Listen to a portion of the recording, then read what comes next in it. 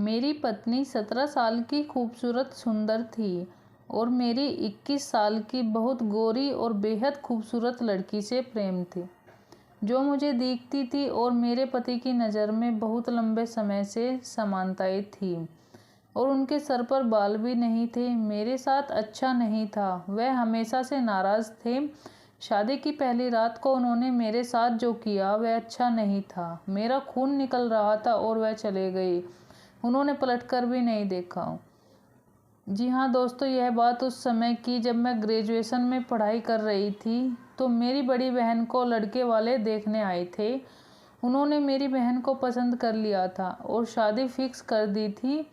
मेरे माता पिता और हम लोग भी बहुत खुश थे। इस शादी से हमारे घर की पहली शादी थी। हम सब लोग बड़े पैमाने से शादी की बातचीत में लगे थे। आखिरी शादी वाला दिन आ ही गया। घर पर बारात आ गई और लड़के वालों ने कहा, दुल्हन को बुला लाओ। हम सब लोग अपनी बहनों को अपने आंगन में ले गए। लेकिन जब मैंने आंगन में ले जाते हुए कुछ ऐसी चीज़ देखी जो हम सब लोग हैरान रह गए।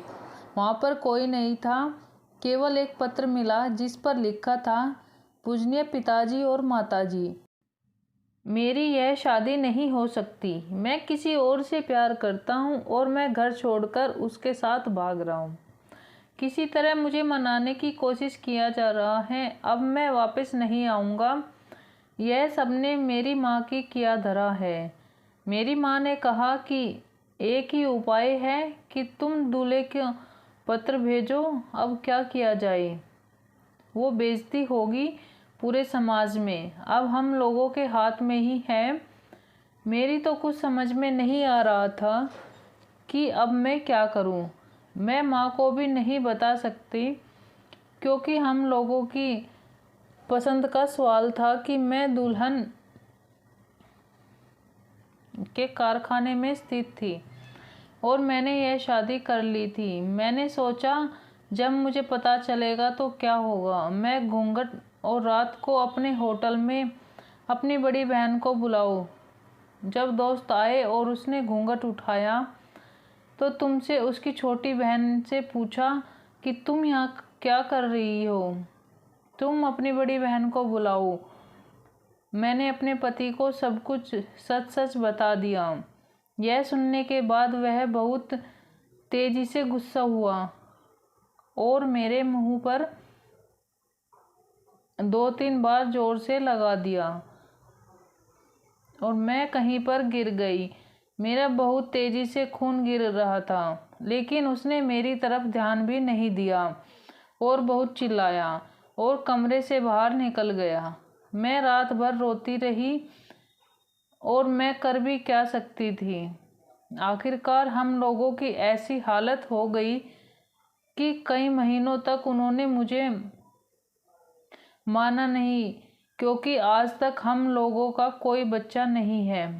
मेरे पति बहुत ही अमीर थे। उनके पास पैसा, दौलत, सोना चांदी बहुत है, लेकिन हम लोगों के पास खून नहीं था। हम लोग जब भी बाजार जाते थे तो लोग मुझे उनकी बेटी समझ लिया करते। यह देखकर वह मुझसे और भी ज़्यादा जल जाते थे, इसलिए वह मुझे कभी भी अपने साथ लेकर नहीं जाते थे। एक दिन मैंने पड़ोस में एक लड़के को देखा जो मुझे घूर रहा था। मैंने जब ध्यान से उसको देखा तो यह वही लड़का था जो मेरे साथ मेरी क्लास में पढ़ता था। उसका नाम रोहित था। हम लोग कभी एक साथ बैठकर बात कर लिया करते थे। मेरे पति से तो मेरी हमेशा लड़ाइयाँ ही होती थी। पूरा मोहल्ला हम लोगों पर हंसता था और हम लोगों की लड़ाइयों को देखकर मज़े लेता था, लेकिन केवल रोहित ही था जो मेरे दुख दर्द को समझता था। एक दिन मैं और रोहित घर के बाहर खड़े होकर बात कर रहे थे। तभी अचानक मेरे पति आ गए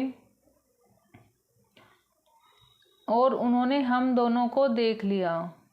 वह मेरे ऊपर चिल्ला रहे थे और मुझसे लड़ाई कर रहे थे।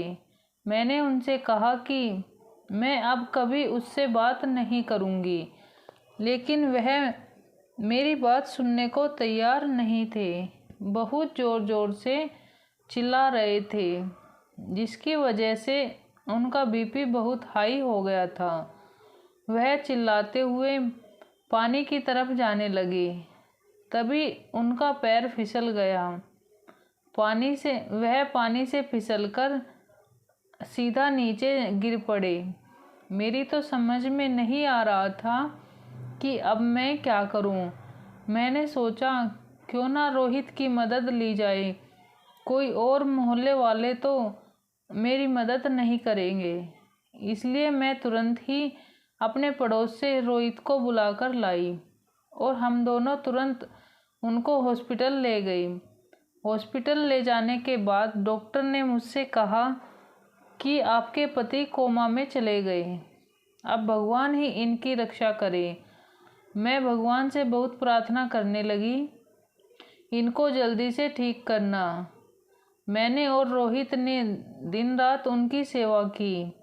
मेरे पति को भी एहसास हो गया था कि इतना पैसा दौलत होने के बावजूद भी किसी ने उनका साथ नहीं दिया।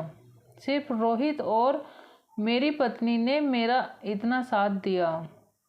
एक दिन डॉक्टर ने मुझे कॉल की और कहा आपके पति होश में आ गए, जल्दी आ जाइए।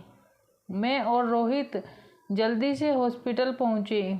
मेरे पति ने मुझसे कहा कि अब मेरे पास ज़्यादा समय नहीं है, यह लो बक्से की चाबी, तुम और रोहित आपस में शादी कर लेना। मैं अब इस दुनिया से जा रहा हूँ, तुम लोग हमेशा खुश रहना। ये कहते ही वह इस दुनिया से चले गए। हम लोग बहुत रोए और उनको अंतिम विदाई देकर अपने घर लौटे। तो वह चाबी से हम लोगों ने बड़ा बक्सा खोला तो हम लोगों के होश उड़ गए। उस बक्से में इतना सोना चांदी था कि हम लोगों की साथ पुश्ते बैठकर खा सकती थी। मैंने और रोहित ने शादी कर ली। आज हम दोनों के 2 बच्चे भी हैं। आज हम लोग मज़े से अपनी ज़िंदगी जी रहे हैं और बहुत खुश हैं।